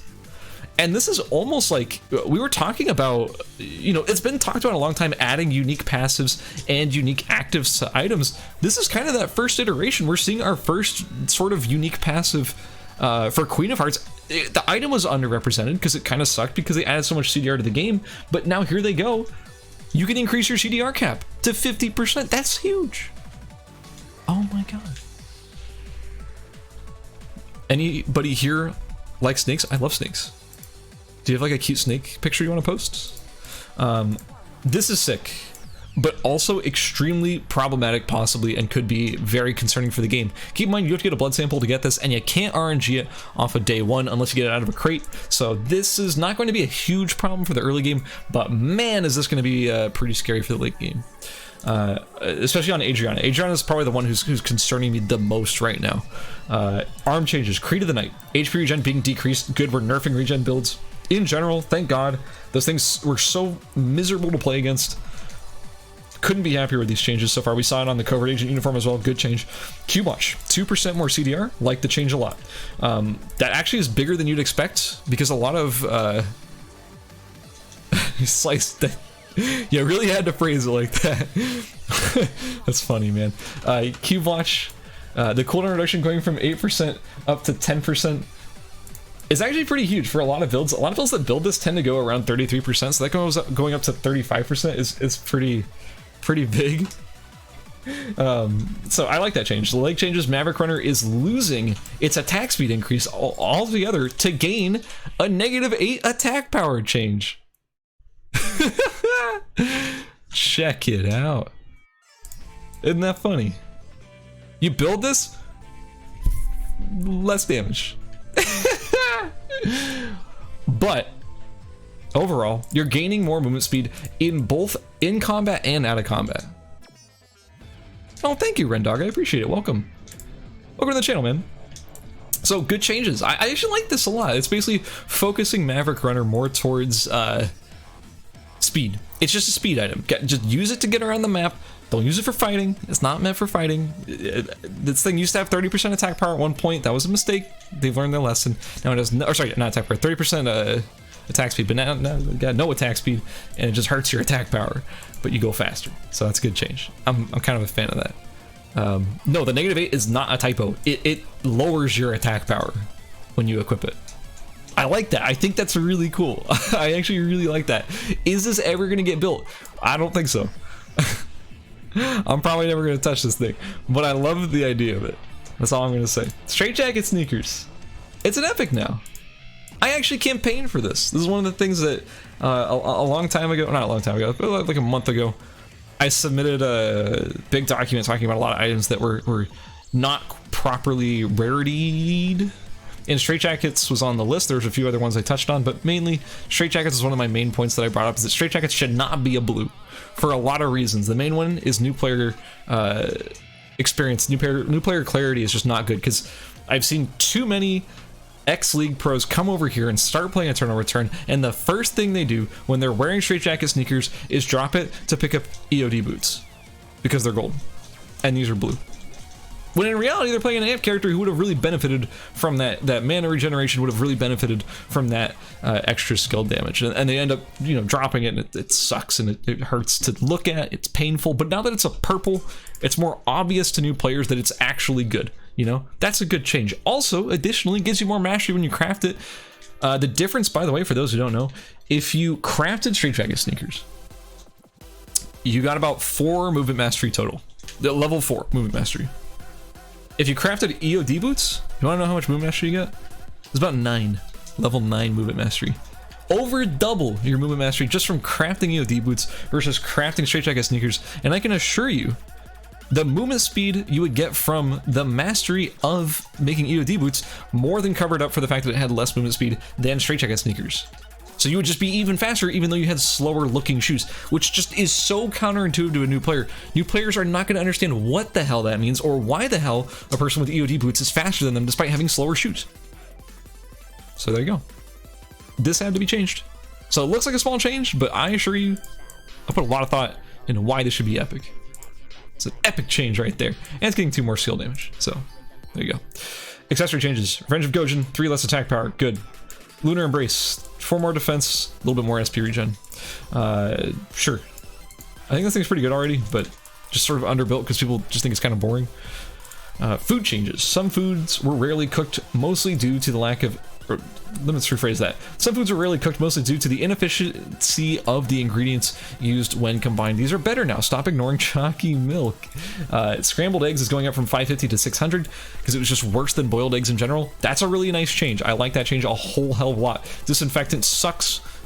End of sentence. But it's going from 600 up to 700. Cocktail. This is whiskey plus lemons, I believe. Going from 300 X4 to 350 X4. Lemonade, which is... Why is... Oh, it's being changed to 3. Okay, so it's not identical to cocktail anymore. Lemonade is a carbonated water plus lemon, going from 300 up to 450, but the number you craft goes down from 4 to 3. Chalky milk. Wide people happy. Chalky milk is going from 400 X3 up to 450 X3. So in line with lemonade. Traps and other special items. Guys, we're not even close to being done, and we're almost 2 hours into this. I'm telling you, this is the longest patch notes of all time. And we're here to sort of get through the whole thing. The fact that disinfectant is food is funny to me. Yeah. I'm gonna get so many comments on YouTube saying, why do you keep like meandering? I'm meandering right now, actually. They're gonna be saying like, why is this 2 hours? Couldn't you condense this down into 5 minutes? Like, man, just watch the damn video. Anyway, with the introduction of the Recon Drone and the EMP Drone, we're providing players with ways to respond proactively to enemies who may have... Let me read that again. With the introduction of the Recon Drone and the EMP Drone, we're providing players with ways to respond proactively to enemies who may have already claimed a certain area. We're readjusting traps that were changed previously due to some expected trap camping in new temporary restricted areas. Maximum amount of traps per stack is going from 4 to 5. It was at 4? I didn't even know that. Going from 4 to 5. Damage adjustments, fire trap is going back up again. Okay, so I'm not gonna go through all these. Fire trap, mithril string, hidden maiden, C4, double guillotine, and claymore are all getting buffed. They nerfed them pretty much all because they thought in the new final split final zones that traps would be too powerful. Turns out they just didn't get built that much. Like, really, people did not build a lot of traps. So to sort of rebuff them back up a little bit, these are the changes. Damage for fire trap, damage for mithril string, increased movement speed, decrease, ironic, going from 30 to 40% for hidden maiden. C4 activation time. Oh, C4 activates faster, 1.2 seconds. That's a big change. That's a huge change. It's actually one of the biggest changes I've ever seen. One of the biggest buffs to traps I've ever seen. 1.2 seconds. It's not quite smart bombs. Smart bombs are 0.7 activation time, but 1.5 is the standard for most explosion traps, right? But going down to 1.2, that makes C4s a lot better, because the problem with C4s really was the numbers for C4s looked good, right? The damage was there, and you made 3 of them per craft. C4s looked good, but the issue was you didn't want to make a bunch of C4s because people would just bait them too easily because they were such a small radius with such a standard explosion time. So they basically never hit people unless they ran through like a huge field, didn't know where to run. Now they're actually going to detonate a little bit faster, so they're going to be harder to bait out. You can still bait out the explosion. You can bait out smart bombs, which are 0.7 with a much bigger explosion radius. You could still bait those out. This is not going to be suddenly so broken and impossible to bait out. They're just going to be harder to bait out. All right, a little bit harder. That's a nice buff. Double guillotine, the damage being increased back again from 260 to 280. Claymore going from 240 up to 260 because they both got hit pretty hard with the nerfs when they got changed. Recon Drone. It's a new rare item. It's a surveillance camera plus a dead battery. That's kind of cool. Amount crafted, you get 2 of them per thing. Range of installation is 10 meters. Active effect. Vision range is... what? Okay, so it's like a scan. Don't focus on the word installation here. It basically means you can shoot within 10 meters. You can sort of scan an area for 7 seconds in a 5 meter range or radius or whatever. and it does not reveal invisible players, but I assume it reveals traps, right? Because this is saying Recon Drones with talking about traps, right? I assume this reveals traps, so I'm not sure. Literally blue trinket ward. You don't know what it really is? It's literally a fucking comsat station from Brood War, like, you know, shorter range and all. Doesn't reveal invisible players though. Like, it's just a scanner sweep. EMP drone. Recon plus gunpowder. Amount crafted 2. Population's doing fine. Yeah, it's doing good actually. Growing in NA, growing in EU. Growing everywhere, except for I think Korea, but that's because Korea had a huge explosion. Kind of trending down a little bit, but that's just, you couldn't sustain that. But it's growing everywhere else though. Let's see, EMP drone. Rarity is rare. Recipe is Recon Drone plus gunpowder. Amount crafted is 2. It's the same range as this thing. While this effect lasts, the drone provides vision from above. It doesn't reveal invisible players, but it creates an EMP field that disables all traps / turrets in the effect range while the effect lasts. So I know that this thing, yeah, I knew this thing would disable traps / turrets, but I still don't know if this thing is going to reveal traps. This doesn't say it reveals traps or not. This just disables traps. I don't know. Barbara. Yeah. So I don't know. These are just some sort of interesting changes. They're gonna affect the game in a pretty big way. Recon Drone makes scouting much safer for prepared players, and once again, as the game should be promoting, the more prepared player can handle situations a little bit better. I don't think these are broken. I don't think they're overpowered. I think the amount of work you have to do to sort of craft an EMP is pretty significant. Camera plus dead battery, so you need water and a battery. And then you also need to get gunpowder on top of that to actually make the EMP drone. This is kind of a pain in the ass to make, but it's pretty significant. And especially if you're against a Barbara, oh my god, here's your counterplay against a Barbara. Make an EMP. Whew. That's gonna help you a lot. Yeah, kind of cool. I definitely see these being popped out a lot in squad play. And especially the fact that it creates an EMP field that disables all traps / turrets in the effect range while the effect lasts. This is gonna stop combat placing as well. So you can't just put down a smart bomb mid-combat and have it trigger. Also, fuck ISIL. Hey, Suddenly Rats, I'm coming for you, baby. I'm bringing the EMP drones. What's a mock mine? It's wait, what? What mock mine? Oh yeah, what mock mine? Exactly.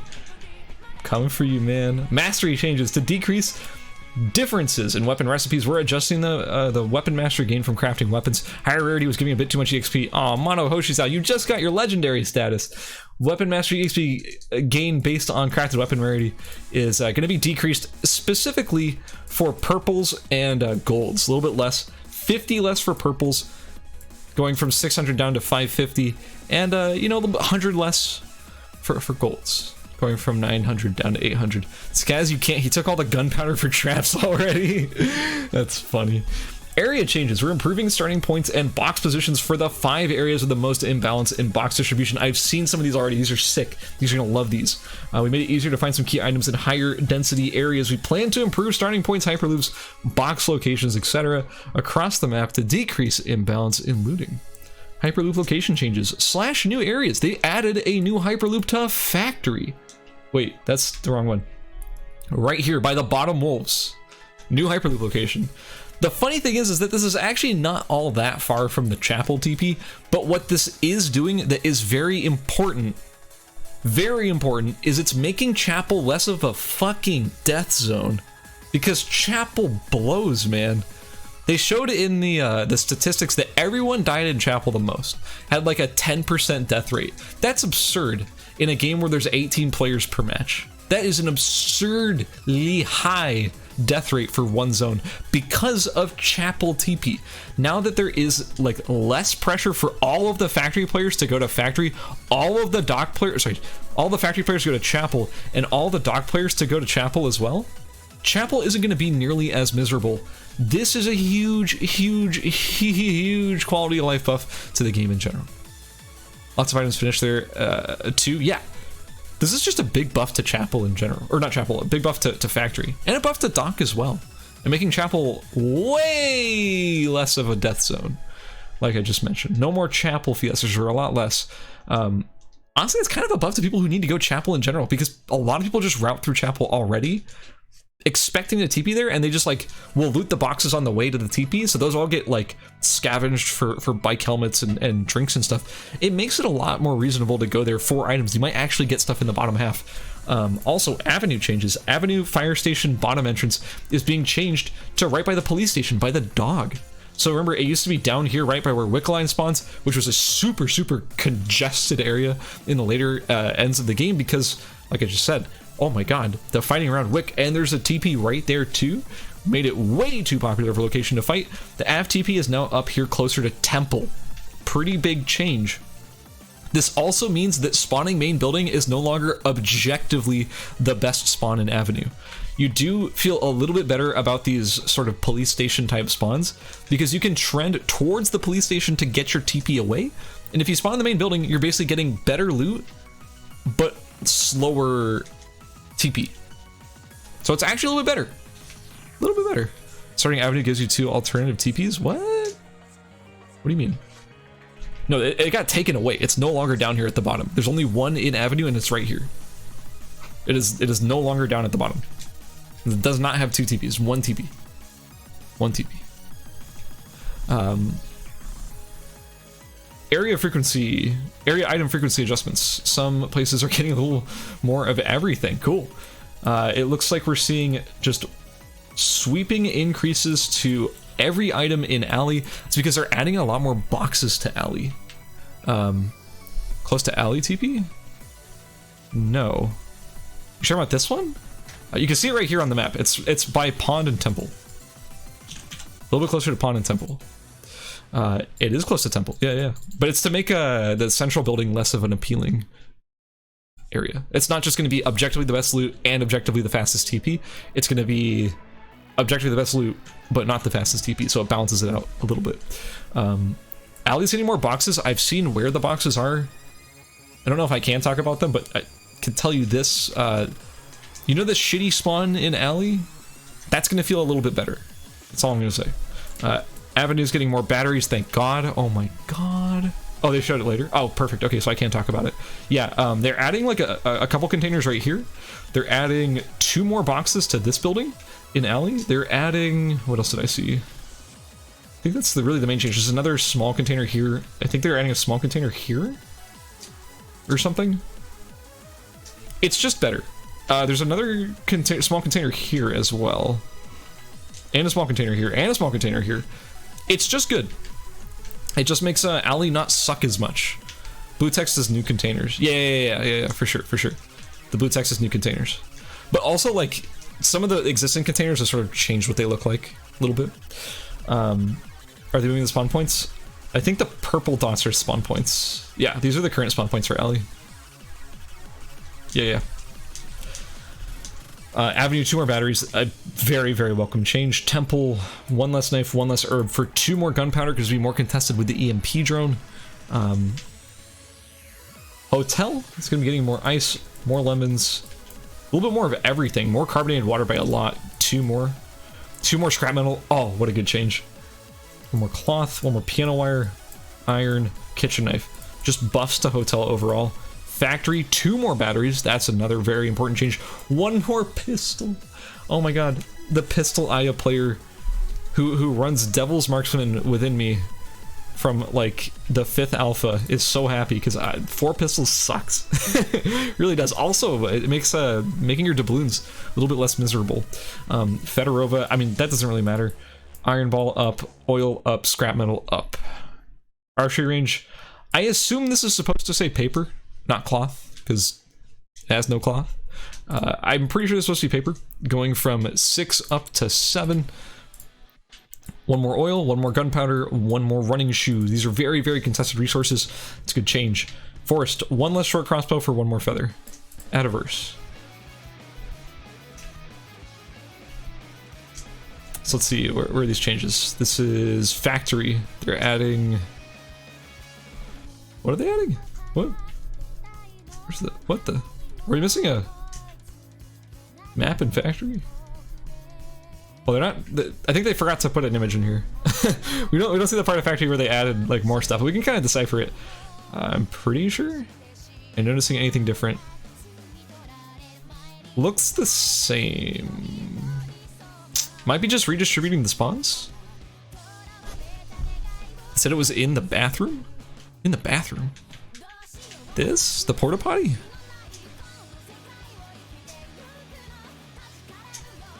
These patch notes are bad. Steam version is updated. Let's just refresh. Might already be updated.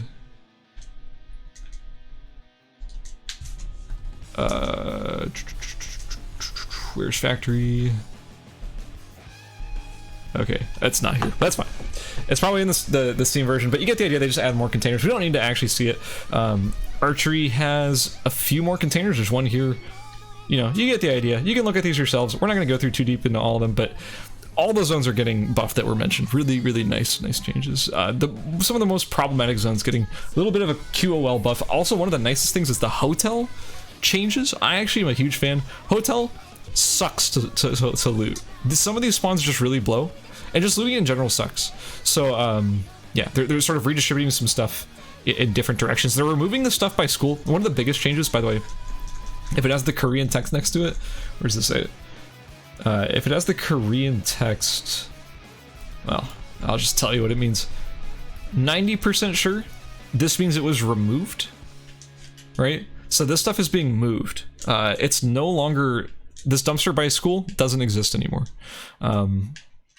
This stuff is all being more like centralized rather than being so spread out, essentially, is what's being changed here. More centralization. So it's like when you spawn, it's like, oh, I clearly have a chunk of boxes I can loot, and I don't have to like walk, like expecting this to be a spawn where you spawn here and like walk here, walk here, walk here, walk here. That's not a reasonable spawn. So this is just making it a little bit more fair. A little bit more fair. Mode balancing. To make up for short TTK and squad modes, we provided all characters with a -3% decrease in damage taken in squad. Barbara and Lennox have been rather efficient in squad, but we'll keep an eye on them for another week. Team mode damage adjustments. Wickaline is getting more defense. Okay, again, changing all this. I'm not gonna go over this for every character. See if there's anything that really stands out to me. Please, dual sword changes. No dual sword changes.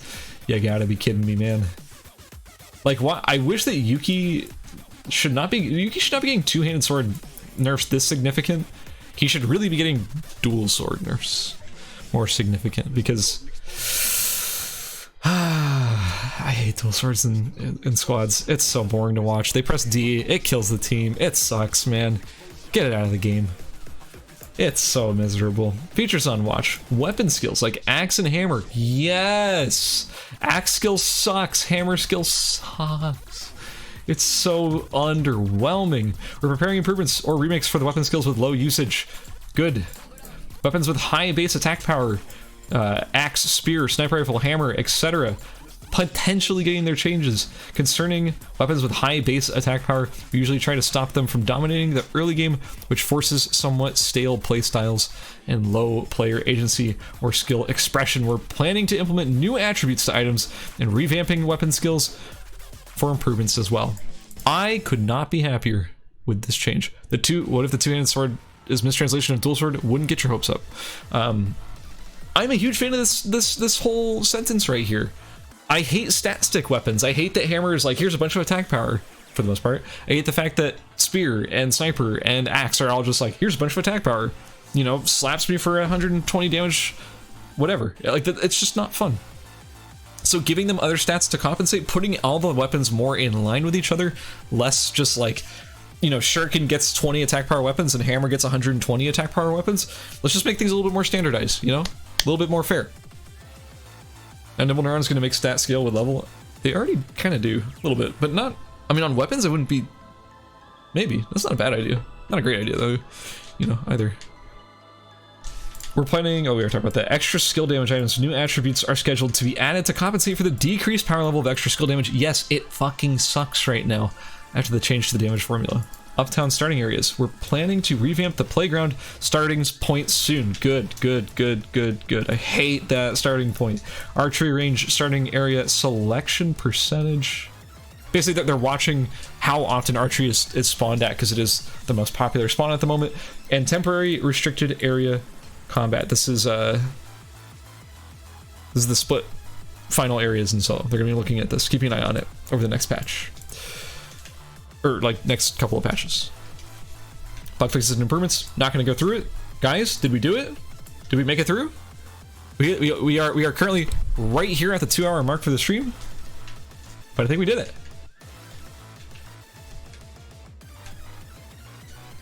Sella now accurately counts assists when used by. Oh yeah, that's cool. We did it, guys. Woo! Longest patch of all time. We made it. We did it, guys. Congratulations. Good work, everybody. You all sat through it. You all dealt with a 2-hour patch with me. But actually, I had a lot of fun doing it. So thank you all for being here. That's going to be it for this patch.